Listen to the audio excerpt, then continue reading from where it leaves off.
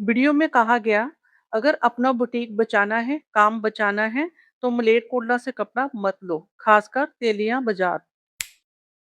एक यूट्यूबर की सिर्फ एक लाइन और उस लाइन की वजह से सैकड़ों लोगों की मेहनत और रोजी रोटी पर सवाल उठने लगे। सवाल किसी एक क्रिएटर का नहीं है, सवाल है जिम्मेदारी का।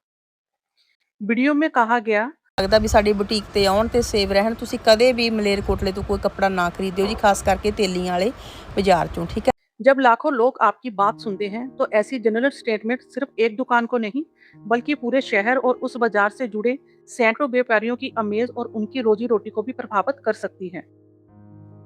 अगर किसी एक शॉप या सप्लायर के साथ आपका बुरा एक्सपीरियंस रहा है, तो उसके बारे में बोलना बिल्कुल सही है। लेकिन पूरे मलेरकोटला और फिर खासकर तेलिया बाजार को अवॉइड करने की सलाह देना, क्या ये ठीक है? हर बाजार में अच्छी भी शॉप होती है और बुरी भी। अगर एक दुकान से दिक्कत हुई है तो उसका नाम लीजिए, लेकिन पूरे शहर और पूरे बाजार को बदनाम कर देना उन लोगों के साथ भी नाइंसाफी है जिनका उस गलती से कोई लेना देना नहीं है।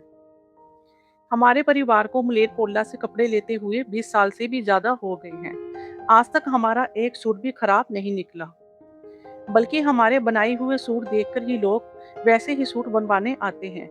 इसलिए हमारा तजुर्बा उस स्टेटमेंट से बिल्कुल अलग है।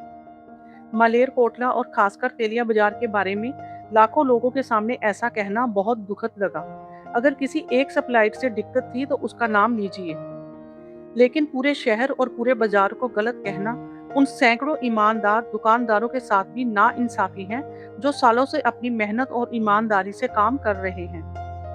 मैं ये वीडियो किसी से नफरत फैलाने के लिए नहीं बना रही, सिर्फ इतना कहना चाहती हूँ, इन्फ्लुएंसर होना ताकत है, लेकिन उस ताकत के साथ जिम्मेदारी भी आती है। किसी एक वीडियो या किसी एक इंसान की बात सुनकर अपनी राय मत बनाइए।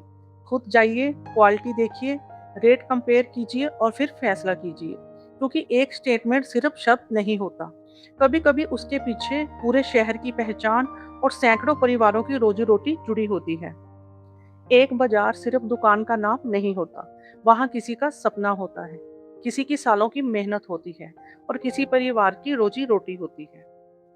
इसलिए अगर किसी एक से शिकायत हो तो उसी की बात कीजिए, लेकिन पूरे शहर और पूरे बाजार का फैसला सिर्फ एक स्टेटमेंट में मत कीजिए।